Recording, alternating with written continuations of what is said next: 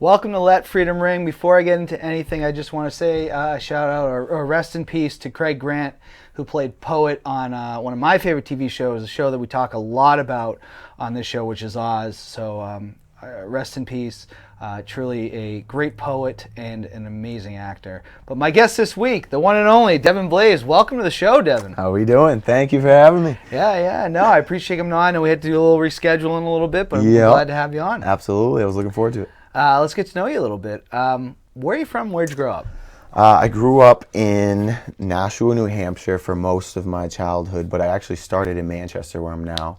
I live off South Beach over by South Willow. I've been there for about 5 years, living with my grandmother since my grandfather passed.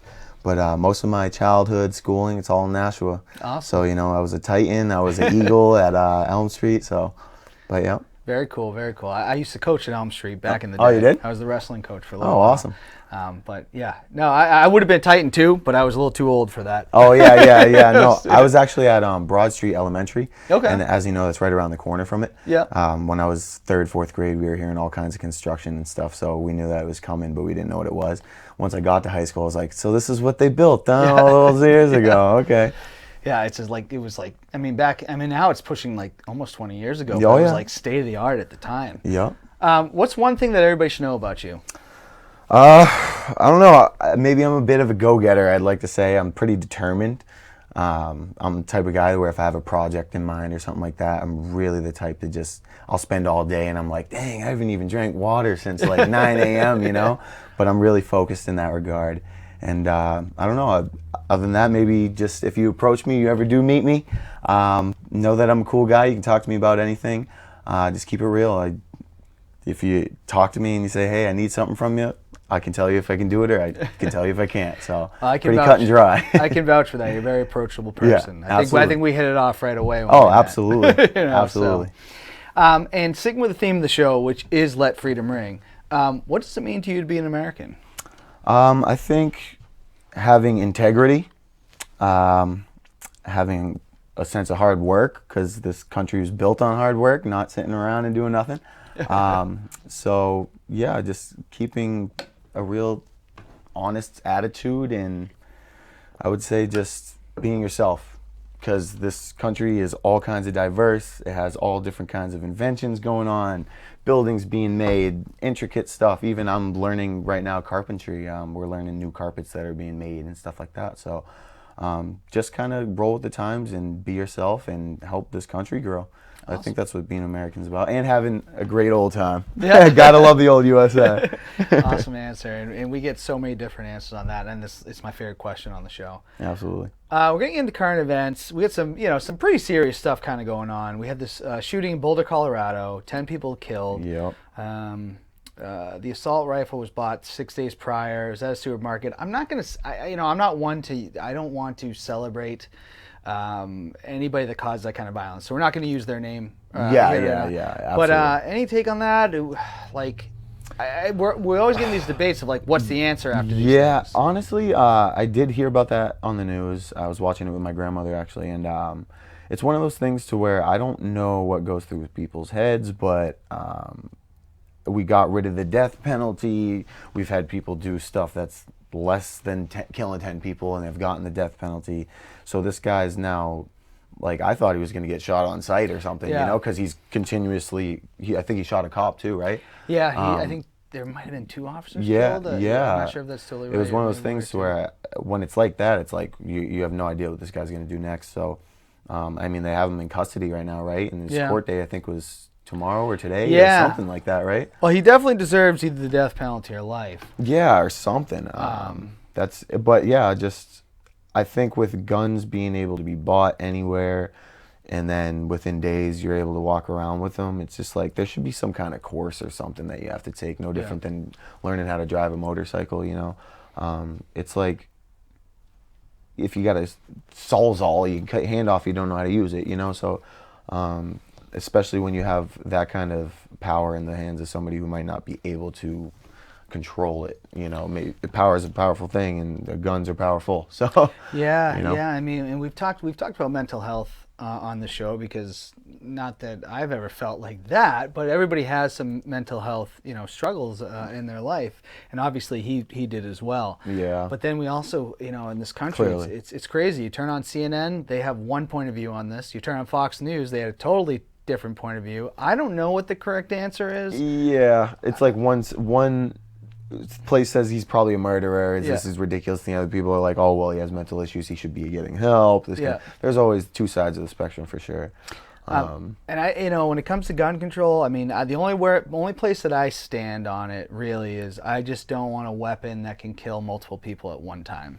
That's really all how I kind of stand on it. Yeah, I mean, I don't even know what the reason for holding that much power on you is. You know what I mean? I don't know. Like, for example, if somebody's holding a 9mm on them in public or something, people can get a little worried at times, and sometimes even the cop gets called because there's a guy in public with a gun. But would it be, like you said, more reasonable to have that right, but only allowed in the chamber like one bullet or something? You know what I mean? Like you said, can't kill multiple people without multiple bullets. So maybe that's an alternative to just letting people walk around. Like, I've seen videos on YouTube with guys, oh, this is just my AK, I'm just bringing it to my friend's house. Yeah. So to avoid things like that, because if I was a cop personally, to see anybody with a gun, I'm instantly, in my head, going to be like, okay, what's the next step? What have I been trained? Should I have my hand on mine? And even then, that gets aggressive from them. Yeah. So it's a real whirlpool. it's really it's a difficult debate, and we get into this, and then we get into this right versus left stuff constantly. But I do think we should be able to come to some common sense things. But absolutely, yeah. I remember Chris Rock said in '99. He said, "We don't need gun control. We need bullet control." Absolutely, and having one bullet in the chamber, like I said, can only shoot so many people. So definitely tragedy, and obviously our hearts go out to everybody. That Yeah, was lost absolutely. Rest in peace to them. Feel better if you're in the hospital. It's tragic. My mom actually was in Las Vegas when that shooting happened so many years ago at that concert and whatnot. Yeah. She was close by, and to just even think my mom was near something like that. So anybody that was a part of that, I'm sure, can just sit there and be like, wow, I didn't expect my day to change for the worst. So anybody that's going through that, I apologize. Yeah. I feel bad for you. I'm sorry. It's truly terrifying. Yeah. It truly is. Next topic, kind of current events, because it's the 30 years anniversary of the Pamela Smart. Oh yeah, good old Pamela.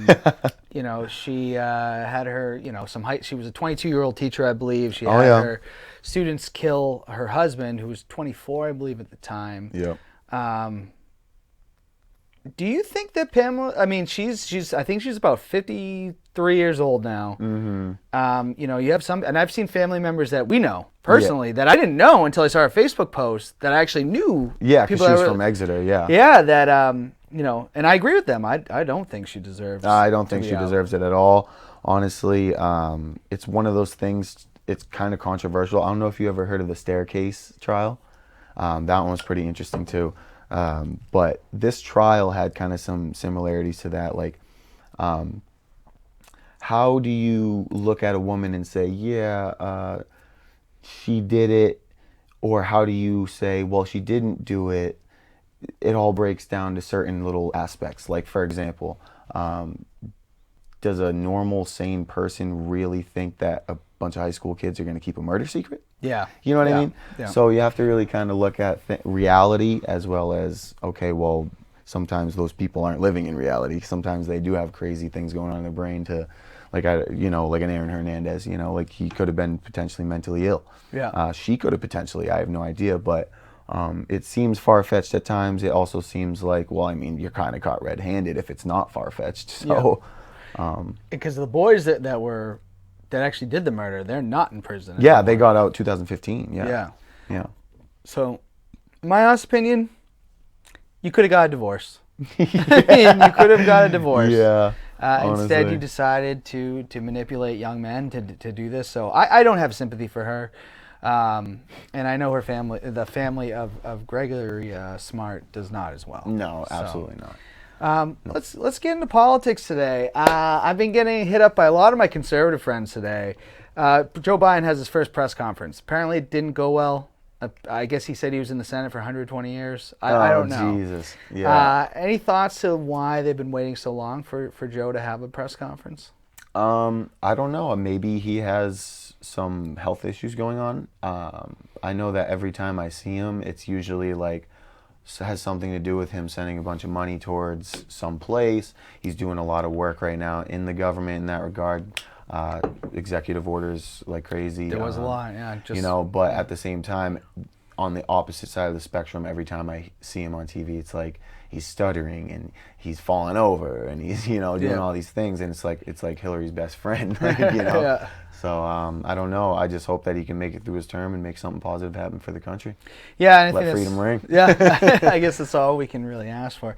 Obviously, as I've said many times on the show, I was not a fan of the previous president. That didn't mean I meant Joe Biden was exactly the answer, because I wasn't sure he was. It was kind of at that point, I thought, with the 2020 election, it was just like, who do we think we can deal with, and who's going to do at least 1% better? Will Trump do 1% better, or will he just keep on just digging a hole? Yeah. And honestly, I thought he was going to keep digging a hole. So it was one of those things where I just had to make a choice personally as a voter.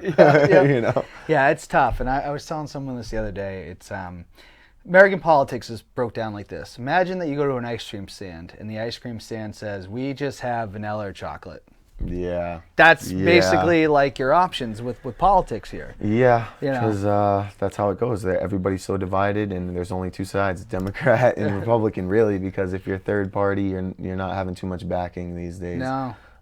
So it's tough, but we'll see. Yeah. We'll see what happens. Are they gonna give Trump a chance to go back in 2024? Do you know that? He could. He could, was not. He was not. I mean, he was impeached, but he wasn't removed or didn't go past the Senate. Mm-hmm. So yeah, by all means, he's allowed to run again. Huh. So that should be interesting. Well, that'll be an interesting campaign too. Yeah. He'll be a much older man by then. That's true. I wouldn't be surprised to see Trump Jr. at wanting some point to run. Yeah, that's definitely a possibility. So be interesting to see. George Bush did the same kind of deal, Hey, Dad's doing it. Yeah. And both one-term presidents, because George Bush's dad was a one-term president too. Now, Governor Sununu of New Hampshire announced today we're going to actually expand the vaccination. Apparently, I can get it by the 31st because I'm in the 30-year-old demographic. Oh, really? Okay. So it looks like we're starting to roll it out. Any take on how the governor has been handling the pandemic?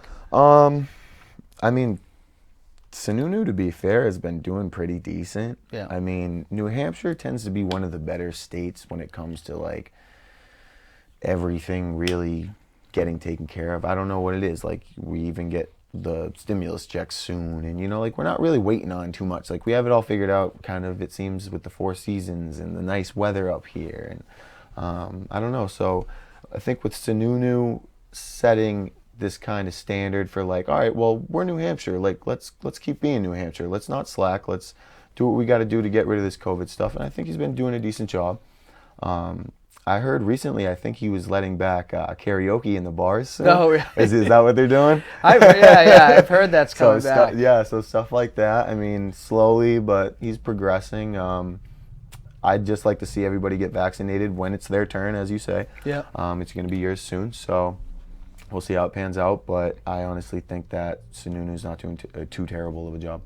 I have to agree with you. I think he's actually done a phenomenal job. I know he's got a lot of criticism over the last couple of weeks because Massachusetts started moving ahead of us with their vaccination rollouts. But I think I think Sununu at the beginning, I was very critical of him on the show. But I think he kind of turned it around. Yeah, I think at first it was kind of like they were getting like that, like, maybe he's like a little bit of like the Romney look. You know what I mean? Like, I don't know if I'm gonna like this guy. He's just like, but he comes off sharp and like he's not really a homey guy, but he's a family dude, and he seems to be pretty all right, Yeah, no, I agree. I think he's done a good job, and we're continuing to roll it out, and I think good things are happening for New Hampshire. Absolutely. He's being cutthroat in a good way. Yeah, and Governor Sununu, I know you've been in the studio before. We would love to have you on Let Freedom Ring as well. We don't have to actually talk politics. We can talk about other stuff. But we'd love to have the governor on. Let's get into fan questions here. Okay.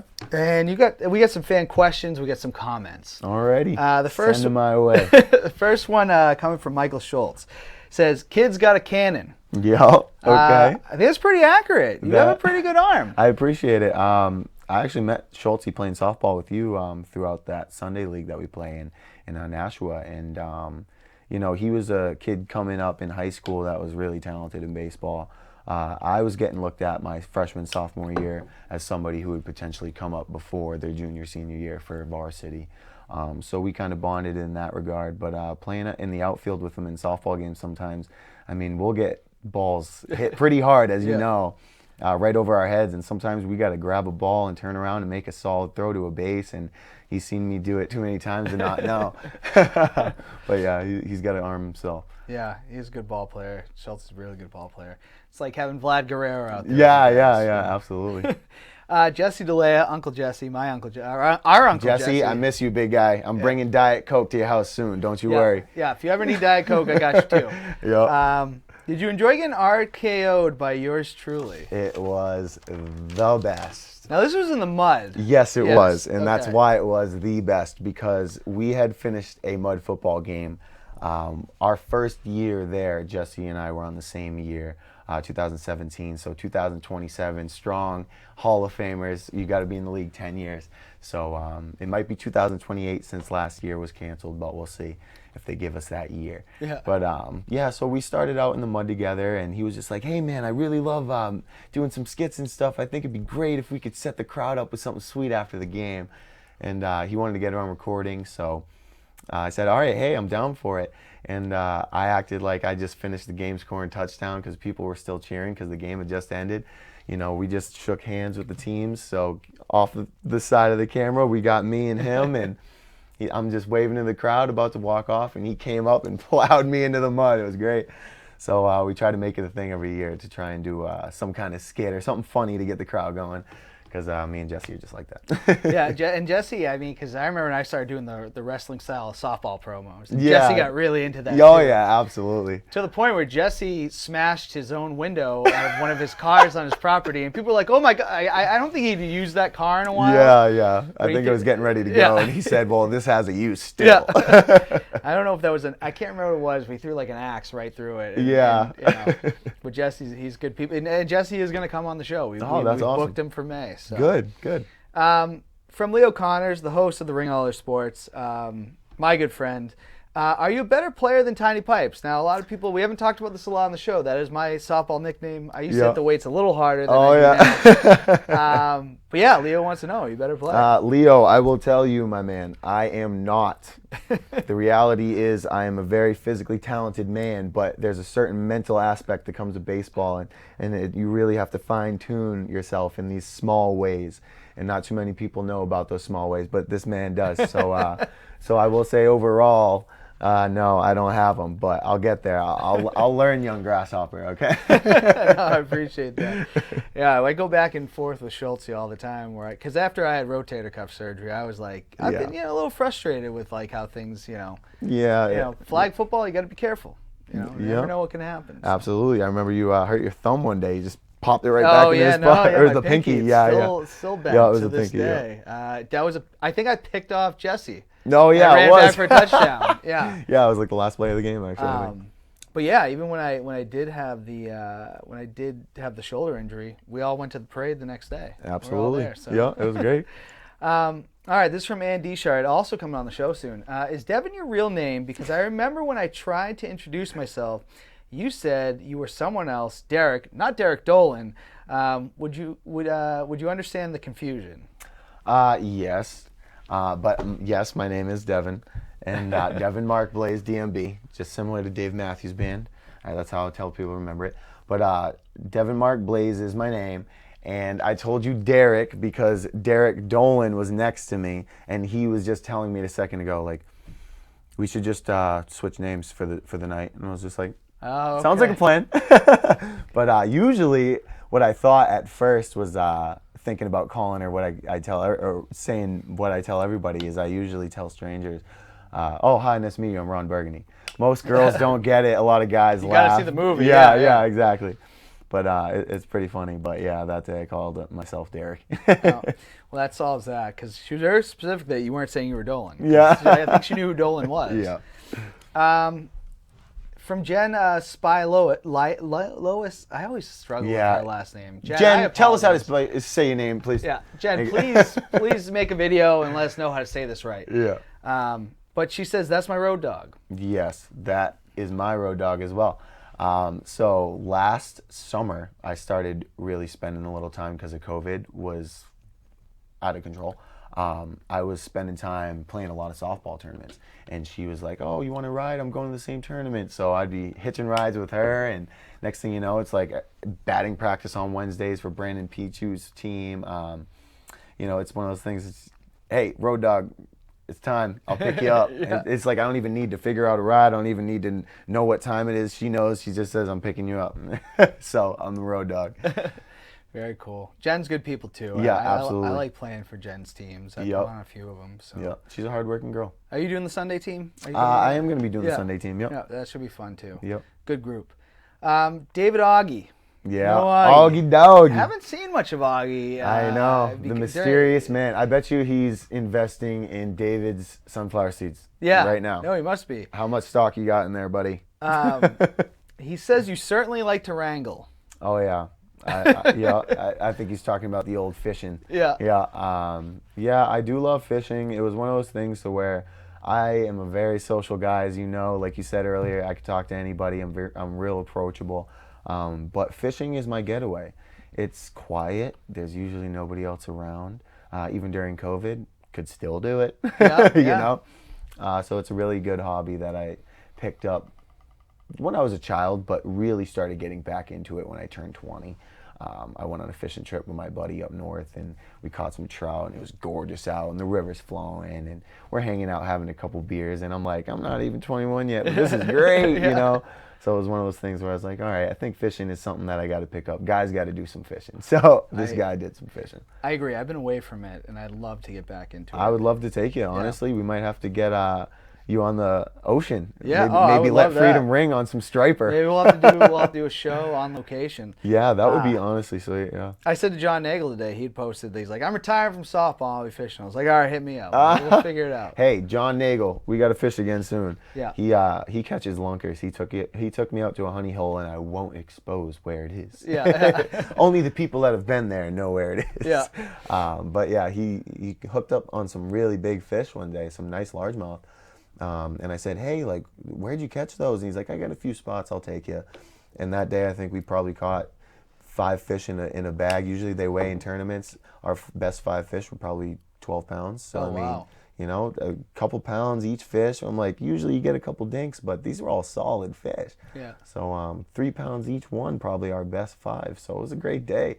And he goes, you got to throw the Yummy Moto, which is Gary Yamamoto Senko. And it's an Asian guy that invented the rubber worm. Yep. Yeah, so it's called like power bait too? Or? Power bait sometimes it depends on the species, like usually like a trout or something. Okay. But yeah, he's throwing this Senko, and he's like, you got to wacky rig it, which instead of having it on the hook going straight down, it's like pinned in the middle, so it just bounces. Wow. You know, like a little grub or something would be in the water, and fish love it. So he was wacky rigging it, and I was like, he's got the old buck tricks or something. This guy knows everything. So I threw a wacky rig on, and we were catching them all day. It was great. That's awesome. So Nagel's a good fisherman, absolutely. I definitely love to go with you guys sometime. Yeah, that'd be great. From Scott Despres, also Maverick Wild, who's going to be on the show too. We're getting a lot of questions from future guests. Awesome. He was a pro wrestler. Cool. He wants to know, did you pre-chum the waters to catch the carp? Now, you can't see it on here, but on the picture we needed to promote the show, Yeah. that was a big carp on there. Yeah, 30-pounder. Yeah. So what I did with that is I know a buddy who was really adamant about him. And he's like, man, you got to come. It's a long wait. We might even wait a week to see one. But when you get one, it's like pulling in an SUV. And I'm like, all right, well, I'd like a good fight. And I know what a 5-pound bass feels like. So a 30-pound something must be awesome. And we went about 4 trips under the bridge in Kelly Street in Manchester, a couple other locations. And we're seeing them swim, but we can't get them to bite. They're really, I guess, for lack of better words, smart as hell. Yeah. They're big, greasy, nasty things, and they're slimy, and they feed off the bottom, so they're kind of like the catfish level. Like, nobody wants to eat them, but some people do. But yeah, all I did was really just find the spot where I knew they were hovering around and throw out corn. And like I said, they feed off the bottom, so they just pick and pick. And when you throw 3 or 4 pieces of corn on a hook, now you got them saying, "Oh, well, that's a big piece." Yeah, and they grab that, and next thing you know, you're fighting a Mack truck. Oh, so wow. It's great. But yeah, I did chum. You can use worms. You can use even minnows if you let that sit, because they're really big into nutrients. Yeah. Anything that has nutrients in it, they'll go after. So, and the reason for that is they have these sensors in their scales. So if they pass something, they'll be able to tell if it has nutrients in it. That's how they're able to pick stuff off the bottom. They're not like a catfish with whiskers, you know. So it's kind of interesting how smart they are. And like, they'll even sense the metal within the corn because I got a hook in there. You know what I mean? They'll be like, "Oh, well, that's different than the other pieces of corn." So they're really intricate in that sense. But big, crazy fish. Yeah, Comes that in picture like is awesome. that picture's unreal. Yeah, and I'm self-bent, you know, I could pull as hard as I want this way, but my rod tips that way, Yeah. you know. So it's great. No, that's awesome. But yes, I did chum. And last question from Dave Fournier, former guest of the show. What made him interested in playing in the mud? And I think you got to kind of explain what mud football, because some people probably don't understand, because when I posted about the show, I said mud football player, but not everybody kind of understands what that is. It's honestly pretty unique. I want to say, but don't quote me, it's one of like 3 places in the U.S. that really have like a true field dedicated for it, and it's in North Conway. Now, North Conway has even said, like, a couple of girls that work for the city that are running the event, they've said, you know, on the news, I think even as early as this year, you know, "Oh, well, I hope we get the mud football going because it's a lot of revenue for the town. Like, it's a big event." And what it is it's basically football. Yeah. But there's certain things involved that make it different. Like, for example, it's not 10 yards for a first down, it's 10 feet. Yeah. You know, because it's a lot harder to move in mud, as you would know. Yeah. We practice in a river to kind of simulate that I'm in mud feel. Because if you're just running on grass, you can't go from grass and be like, "Oh, well, I'm going to go into mud and just know what I'm doing." So the best way to simulate it is we go to Concord, to the Merrimack River on a sandbar, and we just practice up to our knees. So we're actually, luckily, the only team that's able to do that. Yeah. But it's a big event. It's for charity. We're sponsored by Miller Lite. There's usually like 12 teams, I believe. There's like a 9-year wait to get on. Wow. Yeah. Jeez. Yeah. So like, if a team doesn't pay their dues, they're instantly, all right, next team in the line, you know. But this team that I play for, the Mudcats, New Hampshire Mudcats, they, I think, have been going over 20 years now. And my coaches are some of the founders of that whole thing. But you know, we've been paying our dues. We're not going to go out of there anytime soon. There's teams like the Muddas, the Mud Hogs, teams of that nature that have been there equally as long. So that's why there's such a long wait, is because teams really don't want to not play. It's just too fun. And, you know, they got a beer tent. You can go down and grab a draft after the game. Yeah. But, you know, the showers, you know, if you got a girlfriend, you're not hugging her after the game unless she's okay with getting completely covered in mud. You know? Yeah. But it's a unique experience, and there is a parade after. Oh, wow. Yeah, so usually every year there's a theme. So North Conway has this big roundabout around the field. So we have all these floats that they provide, which are basically like boarded up trailers, and we design whatever we want on them. Like, I think one year Pokemon was a theme. Yeah. A year before that was like mermaids, you know, or like underwater, under the sea type theme. So, you know, it's cool. It's its very own thing for sure. And like I said, it's so unique that there's such a long wait for it. But I'm lucky to be a part of it. Some friends that I know from flag football got into it, and they said, "Well, you could probably get your mitts around a muddy football, couldn't you?" And I said, "I'll try." Yeah. So it's been really good. Because I know, maybe I'd want to go watch sometime, because I know Flacco goes out to watch. Yeah, he watches all the time. Flacco, miss you, buddy. Hope you're doing well. Yeah. But yeah, Flacco comes, and it's one of those things. There's the whole hill. It's almost like a stadium in itself, because there's a hill, and there's a hill, and it's just all downward into the mud. That's probably how they kind of keep it so muddy, because every rainstorm just drains into there, you know. But yeah, so he's always sitting up on the hill supporting the team, taking pictures too, taking great pictures. Oh, that's awesome. I think once, COVID's not a thing and I can go, hang out. You can't exactly have people in a bubble in the middle of summer, you know? No. So And North Conway is just so nice. it's amazing. Nice. My mom actually vacated there recently. I said, go by Town Hall and Yeah. the hub area, Yeah. check out the field.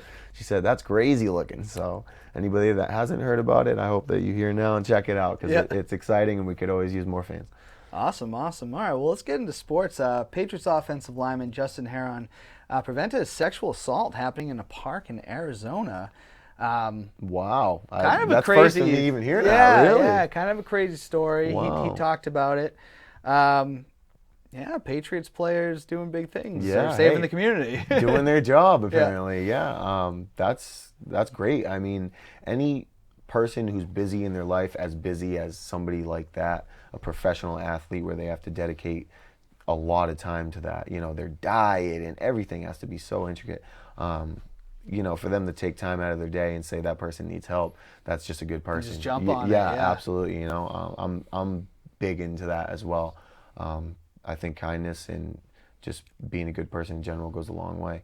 And definitely Belichick and the whole New England crew got that down pat, I think. And while I'm talking about the Patriots, have a good retirement, Patrick Chung. Yeah. Shout out to Patrick Chung. Yeah, I actually do docks. I don't know if you knew that. I build docks in the lake regions. So I get in a wetsuit, and people may have 4 sections that go straight out. They might just have one for a little chair to watch the river or whatever they have on their property. But I install them, and I was installing one that actually John Groff was getting I think a quote for windows or something. Yeah, because John's into real estate. Yeah. And John Groff said, "Oh, I know that house because I showed him the house and the dock." Yeah. Said, "Look what I just installed." And he said, "Yeah, Patrick Chung was looking at the house. I met up with him." I said, "Wow, really?" So Patrick Chung's always had kind of a special place in my heart because I was like, I'm potentially put in his dock. That's awesome. Yeah. I know he has a place out on Winnie now. I'm curious if it's that one. Yeah, and Groff would be the guy to know kind of the real estate aspect. Absolutely. But... He's doing big and good things too, actually, here in Merrimack. Yeah? Yeah, he's looking at opening up a big kind of condominium, like 77 houses property, like big. Yeah, he's renovating and doing a lot. He's going to be doing well, yeah. Very cool, very cool. Making the community a better place. Yeah, hey, that's all. One house at a time.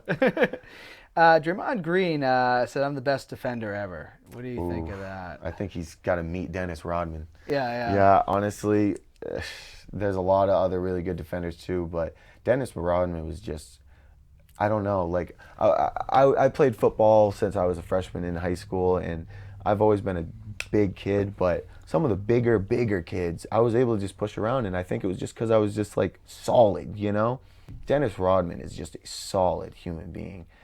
That guy, and not only that, he's like the coolest dude ever. Like, name the list of stuff he's done. Like date supermodels, hang out with presidents, and what's his name from Korea. Oh yeah. Like friends with him and was stuff. Was in wrestling. Yeah. Wrestling stuff. Absolutely. Had to party for like a couple days, and Michael Jordan covered for him. Yeah. I mean, that tells you how much he meant to that Bulls team. Yeah, if Michael Jordan's covering for you, you're doing something right. Yeah, I didn't agree with the statement either. I mean, you can think whatever you want.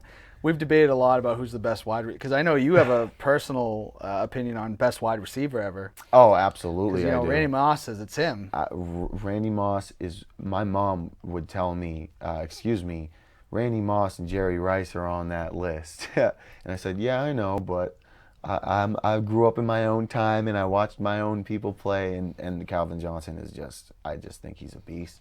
Like I said, you can be big or you can be solid. That guy's big and solid. And I think he was also a really humble, sweet guy. And some of the coaches on the Detroit team, even in documentaries, would say how great that guy was in the locker room. Stuck in the wrong organization. Yeah. They were saying he was just a great dude, like never complained about nothing, sprints, he was always the first through the line, always being a good example, so, but yeah, that's why he's kind of my favorite, because everything that came along with his talent. See, and I think when you talk about like your time, like Jerry Rice really wasn't my time, like yeah, I was mine. still pretty young. Yeah. Randy Moss was more, because I remember, him coming into the league. Yep. Straight cash, homie. Yeah, straight cash, homie. And then he came to the Patriots when I was in my 20s. Yeah. And it was just, I loved him. I don't know who the best is of all time. It's a very opinionated thing. Yeah. It really is. You just got to give credit to those people that are up there. Yeah. And everybody, there's a list that's going. A lot of people like Jordan, but a lot of people give credit to LeBron James too, so. Well, the thing is, and I get a lot of flack for defending LeBron, but I'm going to remember more of LeBron's career than I did. Yeah, I remember. The Jordans. So. Listen, I remember, I think it was Kendrick Perkins blocking the heck out of LeBron James in the final, or in the, what was it? Conference finals? Yeah. Yeah, this was like 07 or something. Yeah, 08, I think. Yeah, maybe, 08, yeah.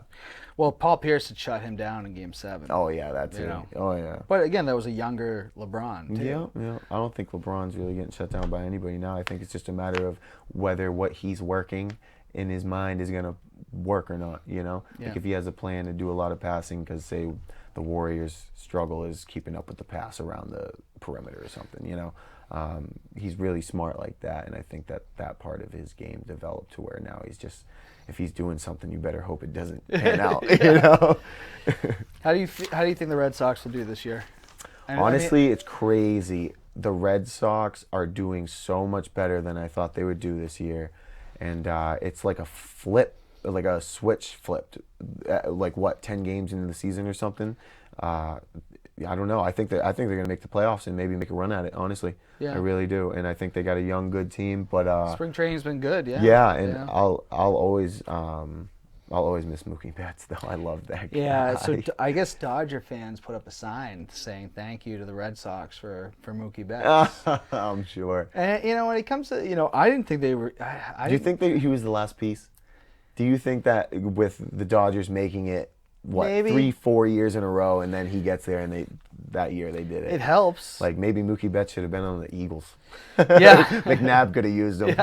One step more. I didn't know if they should pay him, but I do think he's a future Hall of Famer, and he would, to have a guy like that with the Red Sox organization, absolutely, for years to come would have been nice. Yeah, absolutely. But it is. I really think that there's just a whole different vibe going on with how players change teams and decide they want to do things elsewhere.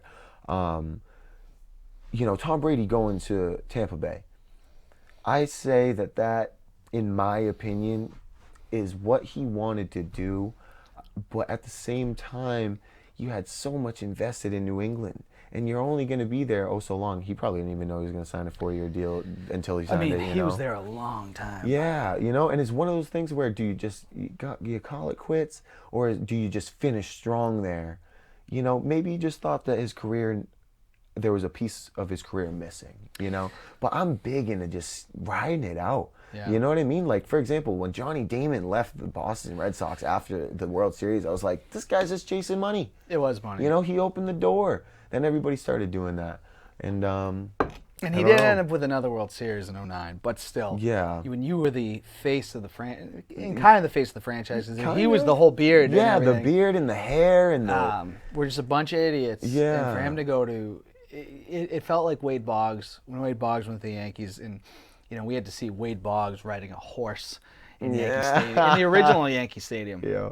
That makes me sick to this day because even as a little kid, I saw that and I literally felt ill.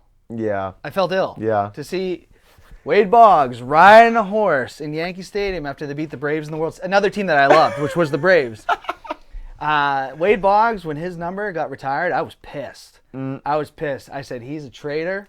Yeah. And, he pissed me off more than Damon because Damon won a World Series here. Yeah, well, Jacoby Ellsbury did it too. Yeah. I understood Jacoby too, though. Yeah, it was a stupid contract. So many people. I'm like, for example, like if tomorrow Roethlisberger left the Steelers, I'd be like, why?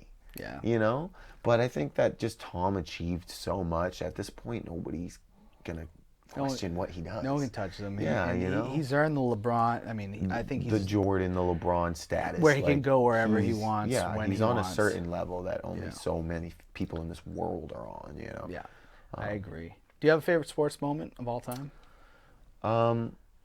Funny enough, one of my favorite sports moments that if it's on TV, I'll watch it every single time is the 30 for 30 of the Fab Five.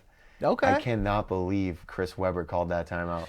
You know what I mean? It's one of those things because I love Michigan. Yeah. I've always loved Michigan. And as of recently with, is it Jim? Who's the coach for them? Not the Auerbach brothers. Oh, but for Harborough? For the Auerbach, football? Yeah. But yeah, you know, they're just like ranked 5, and you're like, yeah, this is our year. And then all of a sudden they're ranked 17th halfway through the season. And you're like, well, there's no national championship for us. But I love the Wolverines. I don't know what it is. Brady went there. Yeah. Brady did go there. That's funny. Yeah. But yeah, no, I always kind of liked the color scheme, the yellow and navy blue, and the M on the helmet, and they were always rugged, you know. But yeah. That timeout call was crazy. Yeah, it was crazy. Jay Leno, pop culture, going into pop culture. Jay Leno apologized. For years, he was the host of The Tonight Show, made a lot. Oh, yeah. We're seeing a rise in discrimination and racism against Asian people. Yeah. He kind of just recently apologized for jokes that he made that he said, you know what, I knew those were kind of crossing the line. Yeah. And maybe not that funny. Any take on that? My take on that is say what you mean what you say kind of deal. If you feel like you got to go back and apologize, do it because that's the right thing to do. Especially, like I said, if you feel you need to go back and do it. But I mean, at the same time, the guy's pretty much a comedian. Yeah. You know, I don't think Dave Chappelle's apologized for a damn thing he ever said, you know? No, I don't think he has. And he has a real big problem with the transgender community. They hate him. They were pissed. Yeah, you know? And he's just like, listen, if you take what I say to heart, I can't be up here, you know, because you guys will kill me. Yeah. So it's one of those things where it's just like, Jay Leno, I understand where you're coming from. But at the same time, you're saying what you're saying. You're making your money. We love you. Keep doing your thing and don't feel bad about a damn thing you say, unless it's truly just offensive. Yeah, because there are some jokes and I don't think where he would cross the line completely. Yeah, so. and that's the one thing I'd have to know specifically what was the joke. Yeah. So when he made this statement, I just was kind of like, well, I don't know what joke you're referring to, because there are some jokes where you're like, that's much. That's too much. Yeah, that's tough. And there's some that like they don't, you know, I don't know. It's comedy and what's happening is like, we talked about cancel culture last week, and me and I guess Mike Daggs at the time kind of came to the conclusion that we think a lot of the claims of cancel culture are kind of BS. They're not really canceling things that people actually care about. Okay. But there are times where things do kind of go too far. But it's like, I don't know where the line is, you know, but funny enough, that's an opinionated thing too, but it should be like written in stone. Yeah. You know what I mean? And it's one of those things where it's like, where are people getting all these opinions about things that just should be like law? Like, you know, I tell my friends all the time when I do stuff, and just like, I gotta be up, I gotta brush my teeth, I gotta do all that. Hey, forget brushing teeth. Like, listen, buddy. Yeah. I wish I could forget about brushing my teeth. I didn't make this stuff up. All I know is that you gotta do it in the morning and at night. You know, so it's just one of those things where... My big thing, too, is, though, if I make a joke on somebody, I want them in on it. Oh, yeah, 100%. I'm not someone who likes to be laughing at you. I want us all to be... with I you. want us all to be in on it. Of course, you know? I'm the same way. You know I am. Yeah. Big group of people, you want everybody laughing. You don't want anybody pushed out of the circle. Absolutely. I agree with that, too. Top 5 favorite movies. Do you have top 5? Top 5. Funny enough, I'm going to start with the one that everybody will laugh at. Mamma Mia. Okay. Love that musical. Okay. I think it's amazing. Meryl Streep is my Streeper. girl. Yeah. And I just think it's great. And let me think. What else? Leo, Catch Me If You Can. Okay. I love that movie. It's about him basically writing fake checks and making fake checks and all this stuff. True story, too. Yeah, unreal. And I thought that was a great one. Pirates of the Caribbean, the first one. I don't know how many times I've came home and just thrown that on and done stuff and just watched Jack Sparrow roll around. Like, I love Johnny Depp. And there's a lot of things like, what do they call it? Like movie tricks and things behind the scenes that you don't even notice. And that movie has a lot of them. Like, he's cuffed up and somehow he throws his cuffs over a rope to slide down it. I'm like, how did that just come off? What? Yeah. So, you know, movie magic type deal, but that one's always a good one. The movie Seven with Morgan Freeman. And What's in the box? Yeah, what's in the box? Yeah, that is absolutely ridiculous. And I always like the Bradley Cooper Invincible. Oh, okay. I thought that was a really good one too. So yeah, those are kind of No, my. I like that. It's a good list. Yeah, Throwing yeah. out Meryl Streep on here. Yeah. Favorite TV shows, top 5? We do a top. This is like our top 5. Oh yeah, hey. Funny enough, I'll start with the childhood. One of my favorite TV shows of all time was Cat Dog.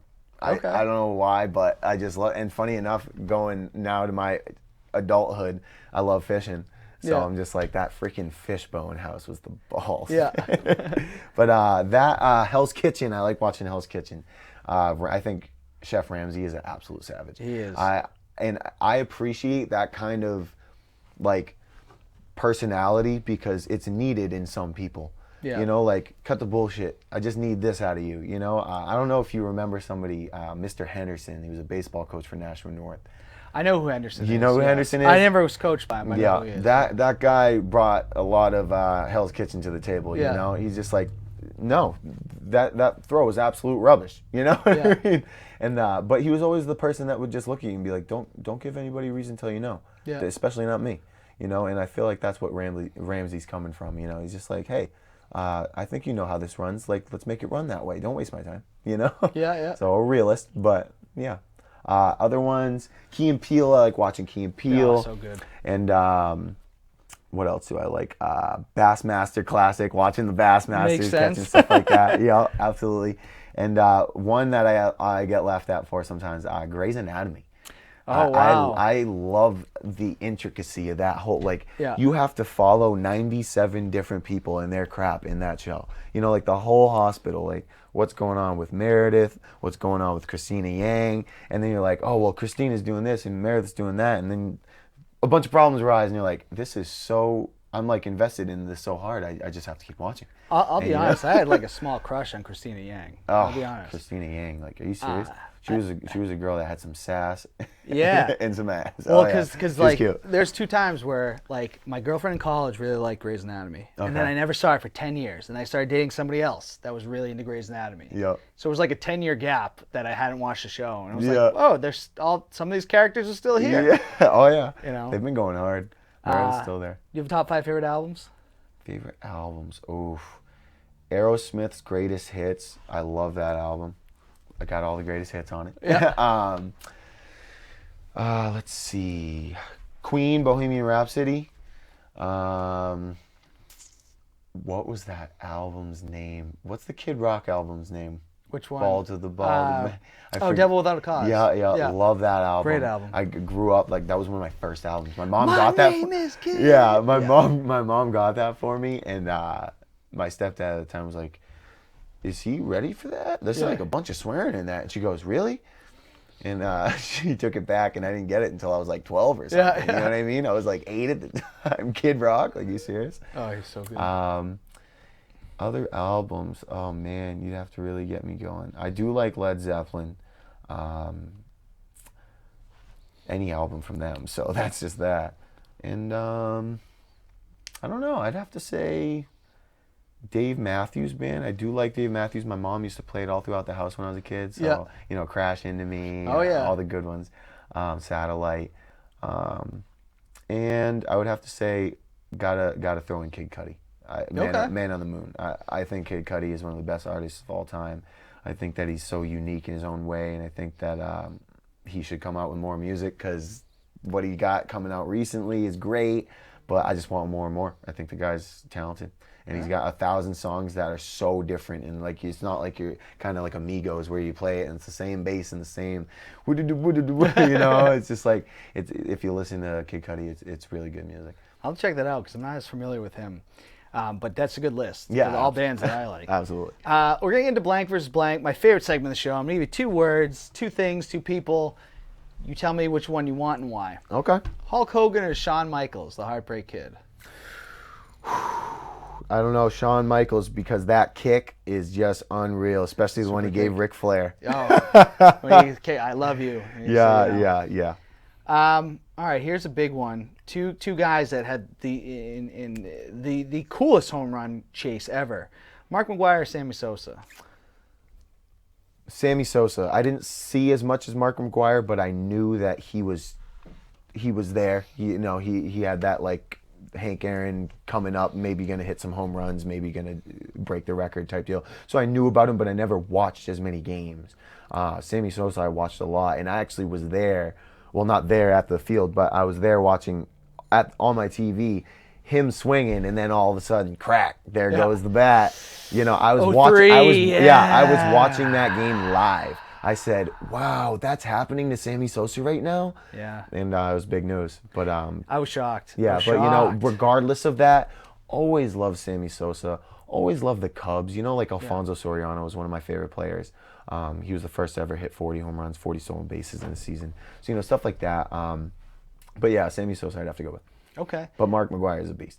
He was. It was one of my all-time favorites. Yeah. Mud football, flag football? Ooh. That's tough. Mud football has a lot of amazing things about it, but the longevity of which you can play it, your feet get torn up by rocks. It's, you know, it's really tiring because you're trudging through mud. And I would have to go with flag football because I can play that for probably till I'm 55, you know. And the Turkey Bowl is flag. Yeah, in the Turkey Bowl is flag. I need that plate. Yeah. I've came in second or third or something many years now, and I need first. You would definitely do for it. Yeah, one time, but the one time. That's what I mean. Softball or baseball? Baseball. Gotta love baseball. Grew up on it. It was the first sport I really was in a team, and it'll always have a special place in my heart. And I'm actually looking forward to playing. I think it's like a 25 and up, maybe. Oh, okay. Baseball league. So we'll see how that goes. And I know Santiago wanted to get me into a league. Yeah, Santiago's been talking about it for a couple of years now. Yeah. I know he's played. Yeah. I don't know where he's pretty good. Yeah, he really is. He's a good ball. I mean, I've only seen him play softball, but you can just tell he's. You can just tell. Yeah. He's a left-handed hitter. He knows how to move his body, and his left-handed swing gives it away. You're like, all right, this kid knows what he's doing. Yeah. More responsible for the success of the New England Patriots, Tom Brady or Bill Belichick? I would say Tom Brady, but I'm only thinking about it because I want to give Belichick his due for really like the whole operation. Yeah. You know, like he has to talk to people and plan practices and plan all this stuff that is like his name signed on a whole lot of stuff. Brady, I feel like, was just that when we need showtime to happen, whether it's on the practice field or in the game, he's just like, okay, well, now this is where I take over. So think of it like a work shift, like Belichick's working 9 to 5 and Brady's coming in 5 to 9. Yeah. And just because the result is that the player is getting, you know, rings on his belt, you're getting rings as a coach, doesn't mean that you're not adding to that player aspect. You know, he's making it easy for Brady to wake up in the morning. You know, Brady's not waking up to dirty dishes. If you know what I'm saying. You know what I mean? I like that. I like that answer because we get a lot. That's something we ask a lot on the show because obviously this last year. Yeah, and that's what I'm saying. That's why I chose Brady too, is because Brady did go to another organization and say, okay, I'm gonna need whatever you can give me, and they gave him a lot of receivers, some good running backs, and he did it. He didn't come up short. He did it.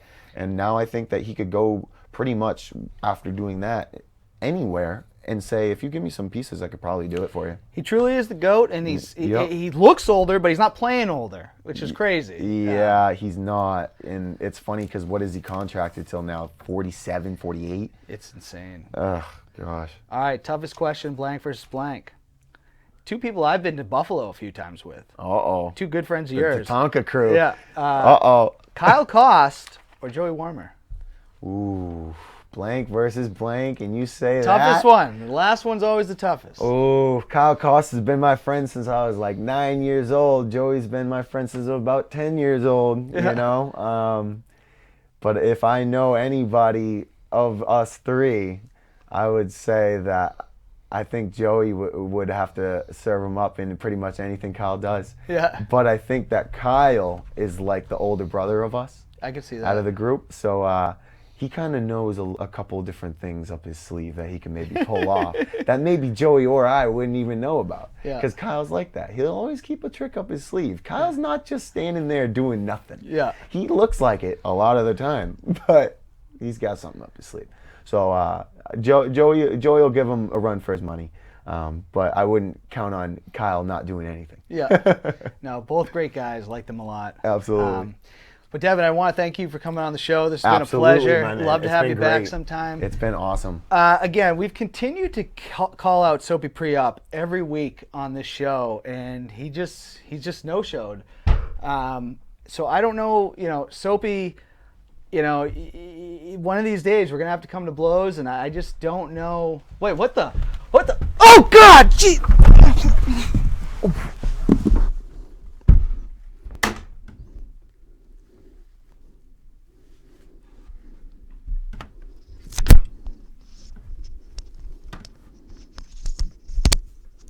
That's right, Dan. You've been besmirching my good name for months now, calling me a coward in front of the millions and millions of your fans around the world. And I'm sorry that I had to do this. Devin, I'm sorry that you had to see this. I hope he's going to be okay. Do you think he's going to be okay? It doesn't matter if you think he's going to be okay. All I got to ask, brother, is one question. What are you going to do when the Cambodian Prince and the Morse Code podcast run wild on you? So let this serve as a warning shot for Let Freedom Ring. Until next time, just ring it.